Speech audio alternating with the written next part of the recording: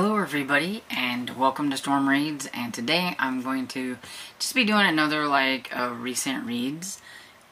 Sorry about the lighting, but this is like the best I can do with a very dreary day outside. It's been raining all day, no sun, it's chilly, I'm cold, had to get one of my jackets, and it's just that time of year and my lighting's not very good in my room.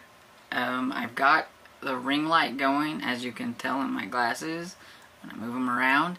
I even have my little light from my bed on, but yeah, this is the best I can do. So I'm just gonna go ahead with it because it's probably not gonna get any better until summer when the lighting is better.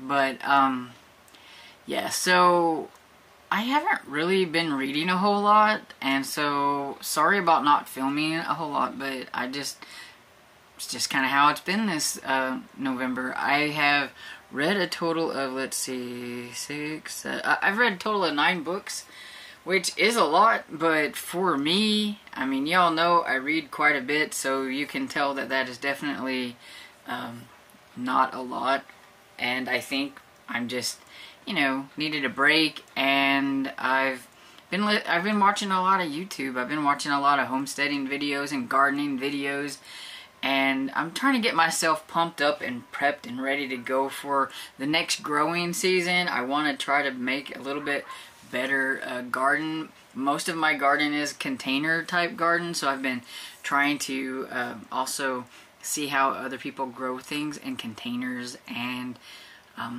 what grows better in like containers, and maybe what I could grow in like little hydroponic things and stuff like that to try to make a better garden. And sometimes when I get stuck on like this thing, I go down this rabbit hole and that's all I want to do. And so then reading gets put back to the back burner, especially ebooks and things like that. So I'm still reading like on the same ebooks that I've been reading for like the past 3 weeks. One is nonfiction, and I just don't really get into nonfiction that much, so I read just a little bit on it. But the other one, I had really high hopes for, and I'm just not that interested in it. And I'm a little bummed because it's one of my 2024 books, and I haven't really cared about the content. I love the first book, so I think this has like second book syndrome going on, maybe. Maybe it's just the I don't know, the plot line of this one just doesn't grab me as the one before that did. So I'm hoping that once I get a little further into it, it will pick up. But at the same time, I just don't want to read it.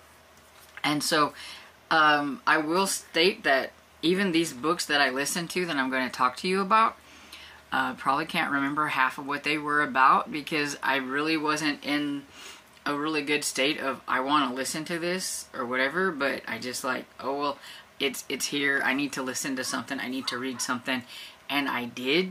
And I think that is why I just, I've been trying to tell myself, I don't need to read, I don't have to read, so I haven't been.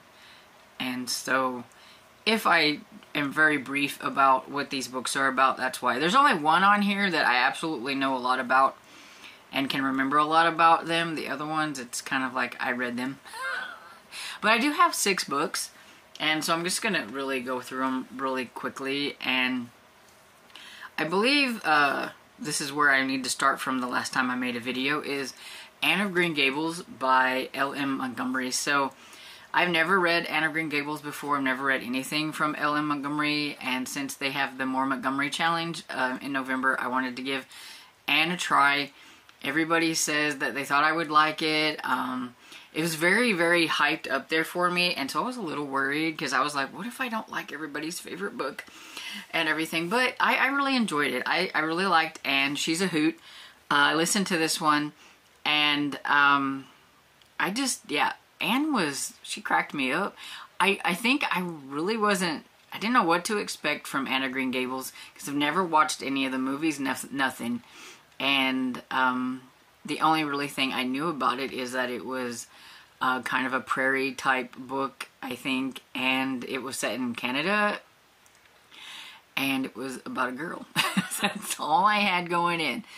But yeah, but Anne was a lot of fun. She's an orphan, and there's this brother and sister couple, and they're wanting a boy to work on the farm with Matthew, and Matthew goes to pick up who they thought was going to be a boy, and they end up with Anne. And so, I mean, talk about a surprise.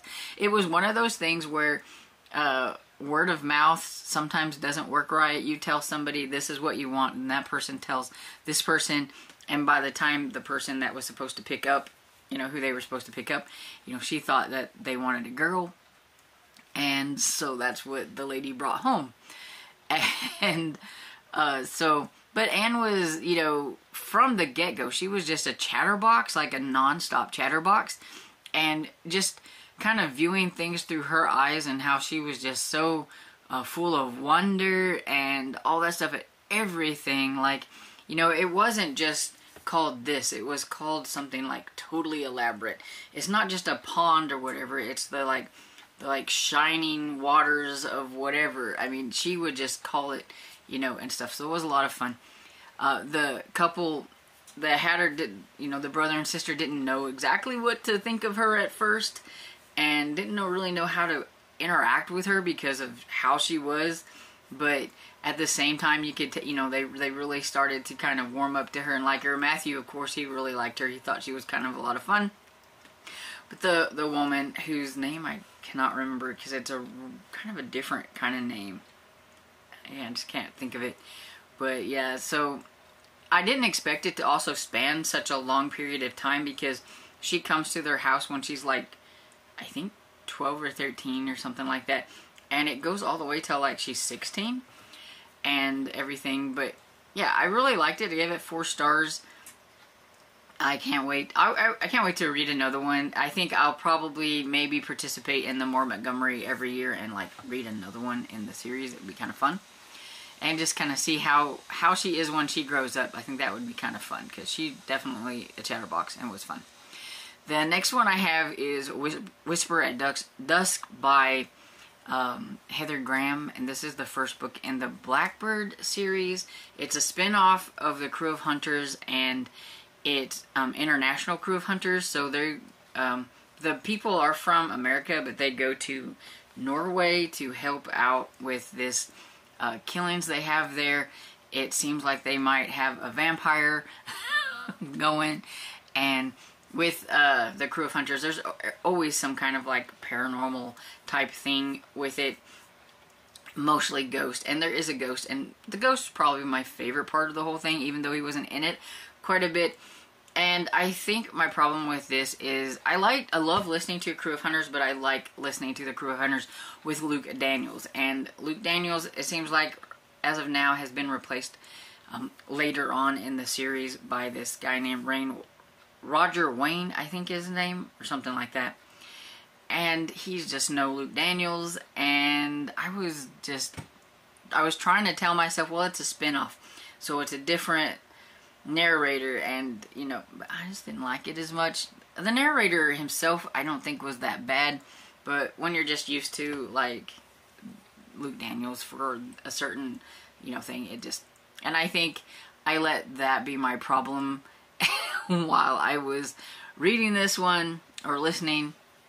But overall, I mean, it was still good. I give it 4 stars. I also, and I don't know why I get picky with my romances when it happens this way, but when I'm reading like a cozy mystery or a historical mystery and there's a slow burn type of romance, it doesn't bother me. But I think it's because I'm there for the mystery and not the romance. But when I'm reading a paranormal romance, I'm more there for the romance than, you know, anything, even though I like the mystery part. And so it bothers me that this romance is going to have to span like 3 different books. And so like there wasn't even really much of a romance in this one, so I wouldn't even categorize the first book as a paranormal romance. It's just more like a paranormal mystery. And so I think that was like some of my problem with this is it's like, you know, let's, you know, do the romance in the first book or whatever. Even if it's going to span 3 books with the same couple, that's fine, but I needed a little bit more romance, I think. And but this one, you know, it was interesting. It was about, like, there is a kind of like a cult leader, and he's leading everybody and telling them, like, if they do these certain things that they can live forever, like immortal. And you got these, so the blood drinkers and stuff, and that's kind of where you get the vampire part. And they, you know, are investigating these murders here, but it takes them back to the U.S., back here, and it goes around and everything. And even though they might have caught some bad guys in this one, they still haven't caught, like, the main, like, it's gonna span over, like I said, like, it's 3-book spin-off, I think, or whatever. And so it's gonna have, like, the same 2 people trying to help figure out everything. And it was okay. Like I said, I'm giving it 4 stars because I really think I wasn't concentrating on it as much as I should have, because I was reading it. It was me and my friend were doing a buddy read, and I really like Heather Graham and I like reading them, but like my headspace was off on homesteading. I don't know why, but like I said, I'm down this rabbit hole, and that's kind of how it goes and stuff. But I did like it and everything. And the next book I have is Dance of Death by Douglas Preston and Lincoln Child. This is the 6th book, I believe, in the Pendergast series, but this is also the first book in, like, a little trilogy spin-off called the Diogenes trilogy, I believe, which that guy is Pendergast's brother, and he's an evil villain. And so it's going to take 3 books to, you know, figure out how to defeat the evil villain, I'm guessing. So I know that, at least I know now for the next 2 books, it's going to be concentrating on Diogenes and what all he's doing and everything that's been happening to Pendergast that happened in this first one. And I can't really say anything because I don't want to spoil. I mean, this one really... and it would kind of spoil some things that happened in the last book, because I know at the end of the last book, I was like, what? No. And so I was waiting at the beginning for them to, like, let me know some things were okay with, you know, certain characters and things. And then in this one, the authors weren't afraid to kill off a few people from previous books, which I was a little upset with. But then, at least one of them, it wasn't quite as bad as I thought it was once we get to the end. But I was just like, oh my goodness, okay.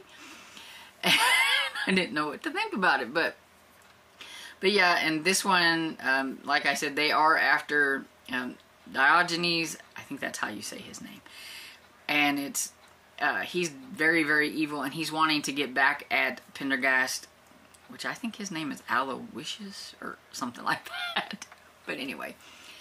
And so he is attacking his friends and killing off people he knows and everything. And so he's trying to protect people that he knows, and all this stuff is happening while at the same time, all the evidence that's being left at the crime scenes leads to Pendergast as being maybe the bad guy.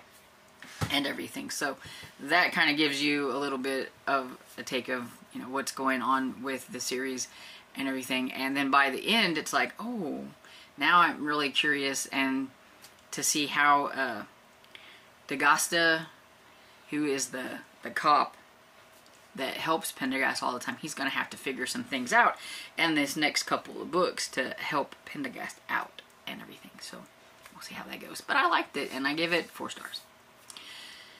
Then I have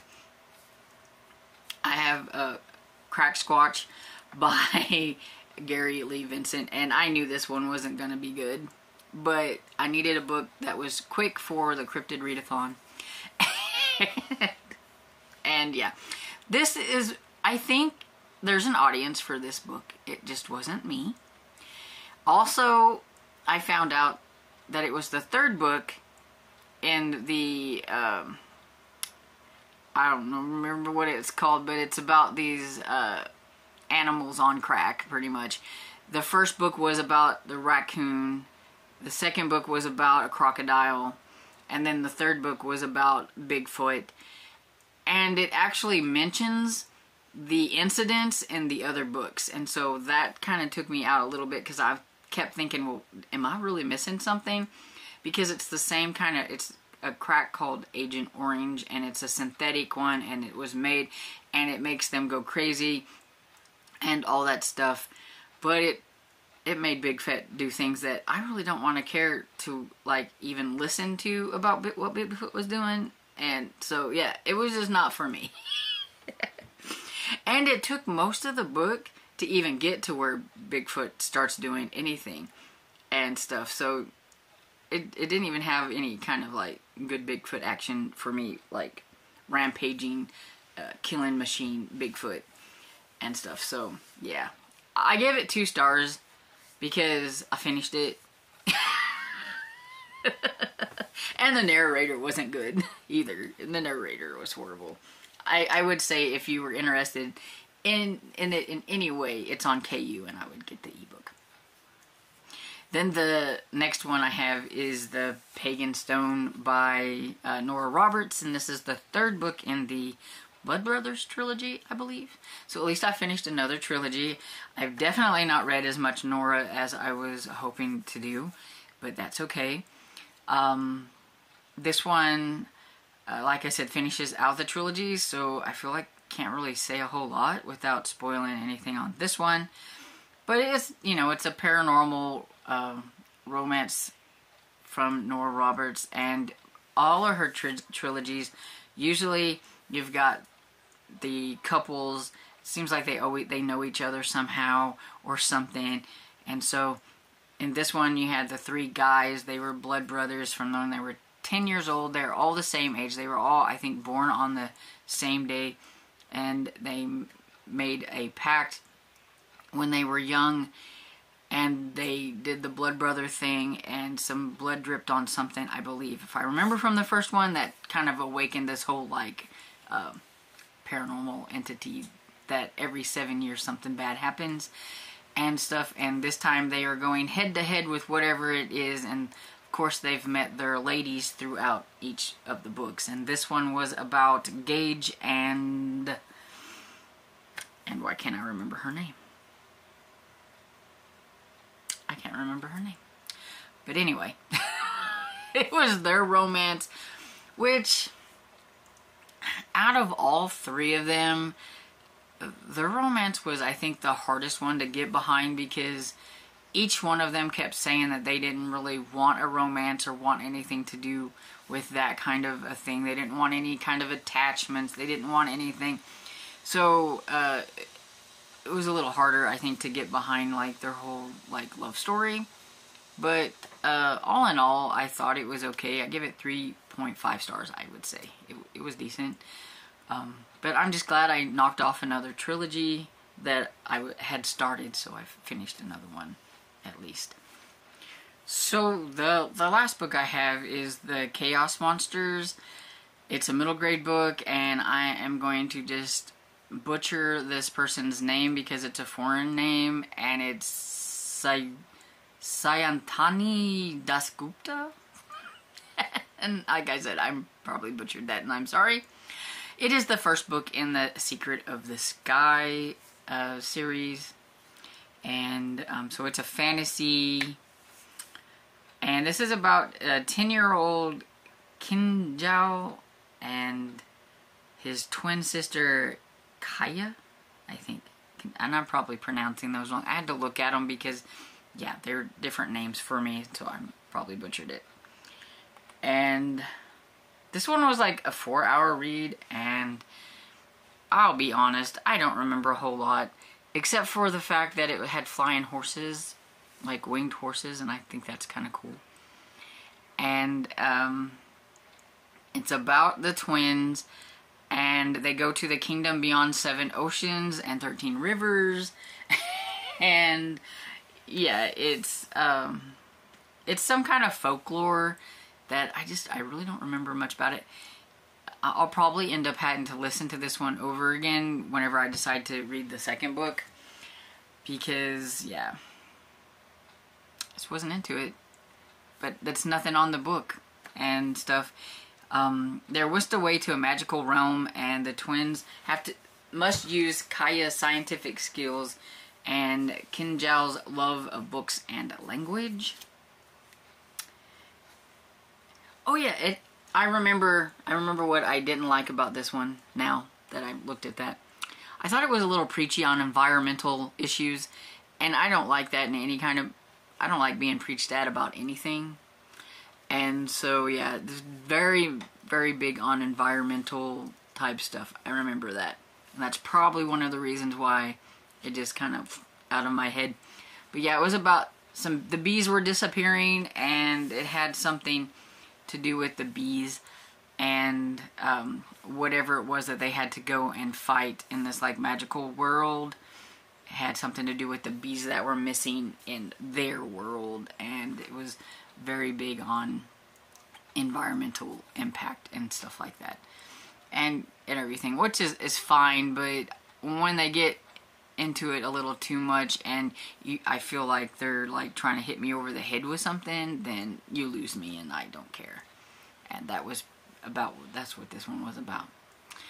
Yeah, so I'd say 3 stars.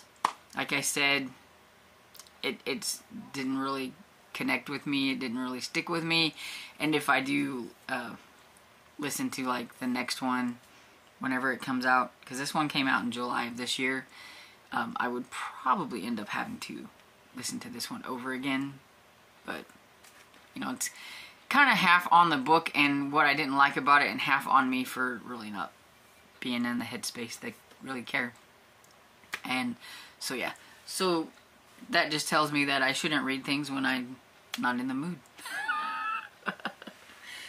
And everything. So yeah, like I said, still like reading the same ebooks.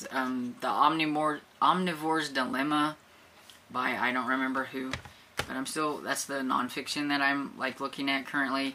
Of Hoaxes and Homicide by Anastasia Hastings is the book that I was hoping was going to be really good. And I have started listening to The Search by Nora Roberts, which will probably be my last Nora Roberts for November.